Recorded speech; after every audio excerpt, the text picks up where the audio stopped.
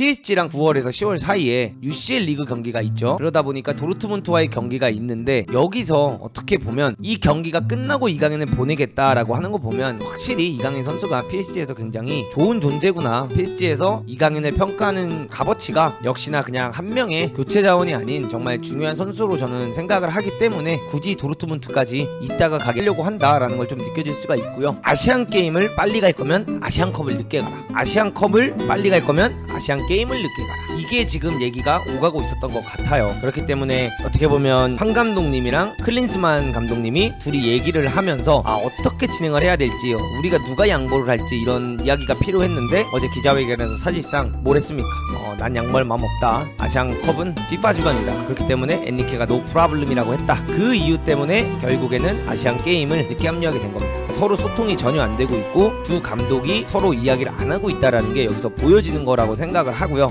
얼마나 오랫동안 강인이 얘기를 우리가 못했냐고, 여러분들. 맞죠? 너무 하고 싶은데 부상이었고 대표팀에 오지 못하니까 강인이에 대한 이야기를 할 수 있는 시간이 많이 없었죠. 근데 이제 강인이가 돌아왔고요. 어제 훈련하는 것도 봤고 복귀를 했으니까 이거에 대한 뉴스가 이제 떴습니다. 그리고 오피셜이 나왔거든요. 이강인 군면제 걸린 아시안 게임 뛴다. PSG와 합의, 황선홍호 낭복 3차전 출전 예상. 이렇게 떴습니다. 이렇게 이강인 선수와 황 감독님의 사진, 황 감독님을 아세요? 뜨든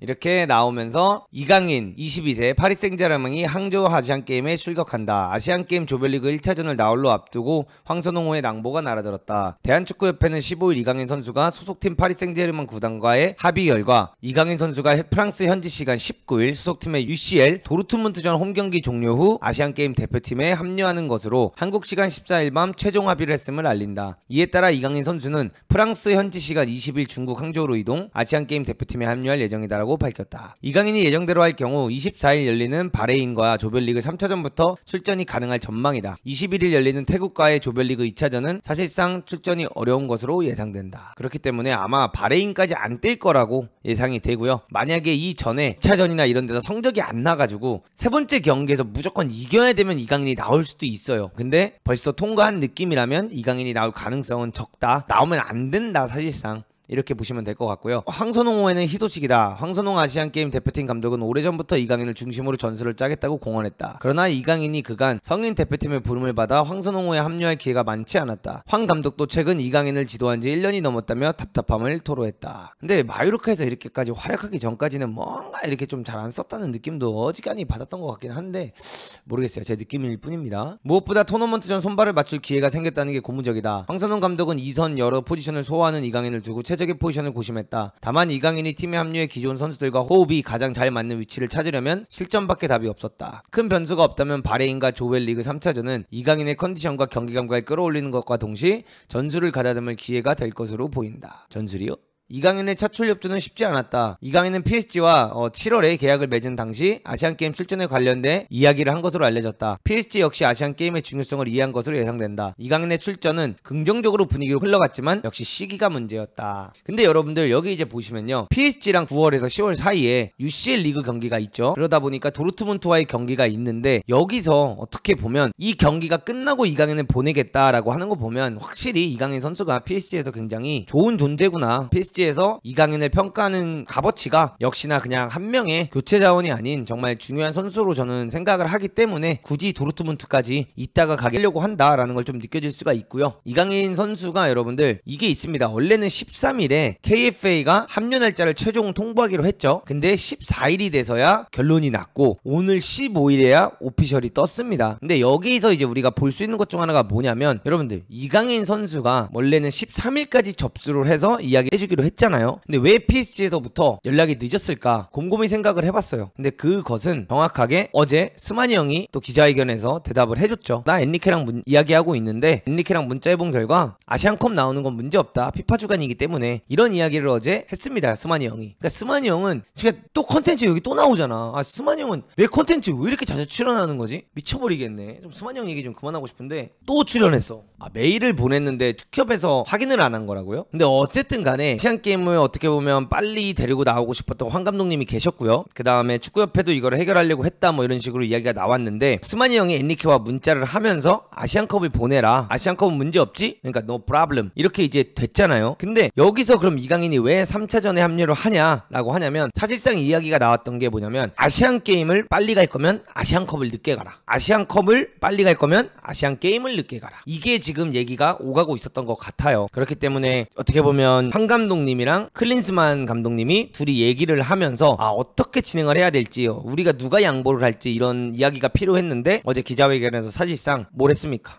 난 양보할 마음 없다, 아시안컵은 FIFA 주관이다, 그렇기 때문에 엔리케가 노 프라블럼이라고 했다. 그 이유 때문에 결국에는 아시안게임을 늦게 합류하게 된 겁니다. 서로 소통이 전혀 안 되고 있고 두 감독이 서로 이야기를 안 하고 있다라는 게 여기서 보여지는 거라고 생각을 하고요. 저는 그렇습니다, 여러분들. 황 감독님은 대한민국 국가대표 축구 레전드고, 뭐 클린스만은 세계적인 레전드죠, 선수로서 바라보면. 근데 어쨌든 간에 이 두 분이 정확히 무슨 대화를 나눴고 어떤 이야기를 해서 어떻게 조율한지는 잘 모르겠지만, 저는 그렇습니다. 이 둘은 우리나라 대표팀을 위해 일하시는 분들이고, 우리나라 대표팀이 성인 대표팀이든 23세가 됐든 20세가 됐든 17세가 됐던 이 대표팀들이 다 잘 되기 위해서 한 팀으로 움직여야 되는 감독들이지, 본인의 실적만 챙기려고 하면 되는 건 전 아니라고 생각을 합니다. 그렇기 때문에 지난해도 그렇고 항상 이런 이슈들이 있잖아요. 24세 대표팀, 23세 대표팀과 A 대표팀의 뭐 갈등, 이 선수를 두고 누가 차출을 하고 누가 얘를 쓸 거고, 이거에 대한 되게 충돌이 많잖아요. 근데 저는 이런 부분에 있어서 좀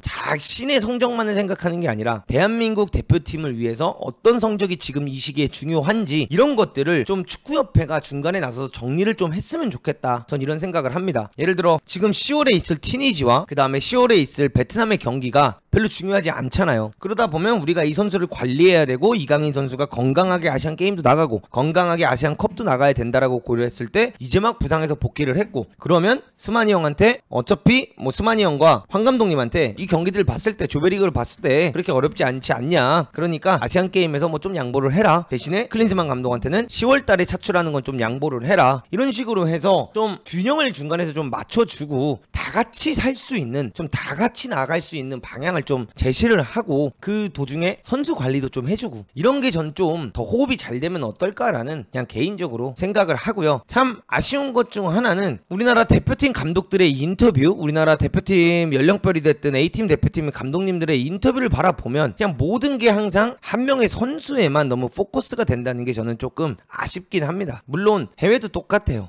해외도 다를 건 없어요. 해외에 나가도 프랑스 국가대표팀이면 음바페에 대한 관심이 많을 수밖에 없고, 브라질을 가면 네이마르에 대한 관심이 많을 수밖에 없습니다. 근데 우리가 해외에서 보고 배울 건 배우고, 배울 필요 없는 건 안 배워도 되잖아요. 그리고 이런 큰 대회를 앞두고서는 그 선수들에 대한 인터뷰가 들어왔을 때 한두 번 하는 건 괜찮지만, 그 외에는 좀 팀을 더 바라보고 우리 팀을 위한 인터뷰를 하면서 조금 더 이 팀에 있는 선수들도 본인들도 귀중한 선수라는 거를 조금 더 이렇게 인터뷰를 통해서 알릴 수 있게끔 미리 좀 세팅이 된다면 어떨까, 이런 생각을 해봤습니다, 여러분들. 그래서 이강인 선수가 사실 이 아시안게임을 합류하는 이 시간은 나쁘진 않아요. 저는 사실상 도르트문트가 아닌 마르세유 경기까지 하고 이강인이 이동을 하는 게 어떨까라는 생각을 개인적으로 해봤지만 그렇게 되진 않았고요. 이강인이 결국 아시안게임에 늦게 합류하게 된 거는 클린스만 감독님이 아시안컵에서는 절대 2경기 정도를 양보할 수 없다, 이런 이야기가 나왔기 때문에 이강인 선수가 결국 아시안게임을 포기할 수밖에 없었다. 그래서 앞에서는 합의하는 척하고, 앞에서는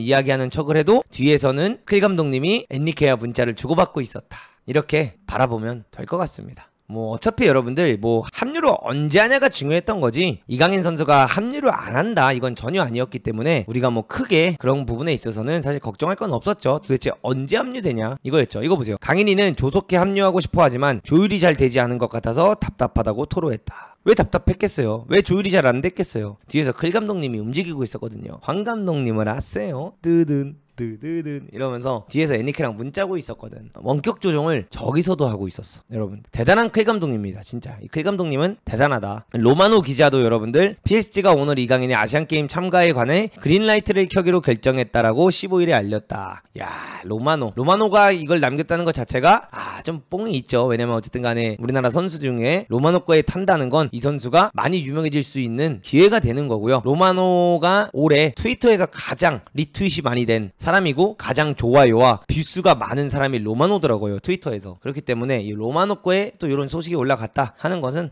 또 이강인을 더 많은 해외 팬들도 아 강인이가 PSG 갔구나 이렇게 생각을 할 수 있고, 지금 로마노가 이제 이런 이야기를 다루는 이유가 뭐냐, 이적 시장이 끝났거든요. 우리의 파브리지오 로마노 기자님도 지금 사실 오프 시즌이에요. 오프 시즌이고 뭐라도 기사를 달아야 되기 때문에 이렇게 이강인 소식을 전할 게 아닐까 이렇게 생각을 하고 있습니다. 저는 사실 오늘 니스 경기 때 이강인 뛸 것 같아요. 여러분들 교체로 들어올 것 같아요. 만약에 니스전에서도 교체로 못 들어올 상황의 컨디션이었더라면 제가 봤을 땐 절대 도르트문트전에 안 보냈을 거예요. 왜냐면 이게 아무리 봐도 선수의 컨디션을 체크하고 선수가 건강해야지 아시안게임에 보내는 거지, 이 선수가 아직 건강하지도 않은데 이 팀이 아시안게임에 보낸다? 말이 안 되거든요. 그래서 제 개인적인 생각엔 이강인 선수가 이번 니스전에도 벤치에 앉을 것 같고요. 이번 니스전에 교체로 출전할 가능성이 꽤 있다, 이렇게 생각을 하고 있습니다. 이번 대회는 이강인의 축구 인생에서도 매우 중요하다. 이강인은 아직 군 문제를 해결하지 못했다. 아시안게임에서 금메달을 획득하면 군 면제를 혜택받을 수 있다. 사실상 연령 제한이 있고 아시아 팀끼리 경쟁하는 항저우 아시안게임이 군 문제를 해결할 대회로 여겨진다. 이강인은 24년 파리 올림픽에 나설 수도 있지만 세계 무대에서는 경쟁이 쉽지 않다. 더구나 황선홍 감독이 지휘하는 올림픽 대표는 이제 첫 관문을 통과했을 뿐 내년에 열리는 23세 아시안컵에서 3위 안에 들어야 올림픽 본선 질주권에 손을 넣게 된다. 근데 만약에 아시안게임으로 우승을 하셨어. 그래서 계속 이 일을 하게 되셨어. 근데 그러고 나서 이 아시안컵에서 또 강인이 차출, 조기 차출해야 된다.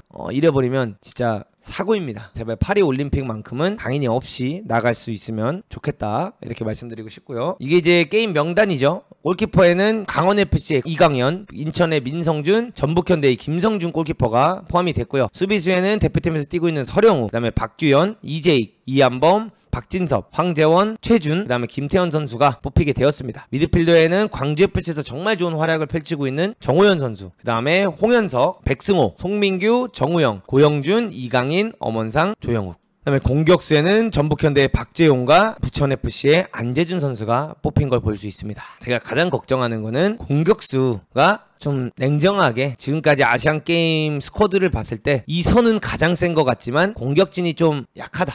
이 멤버에 누가 더 들어갔어야 됐고 누가 빠졌어야 됐다 이건 아니지만 이 로스터 안에 인천의 천성훈을 데려가지 않는 게 정말 큰 화를 부를 수도 있겠구나라는 생각을 저는 개인적으로 하고 있습니다.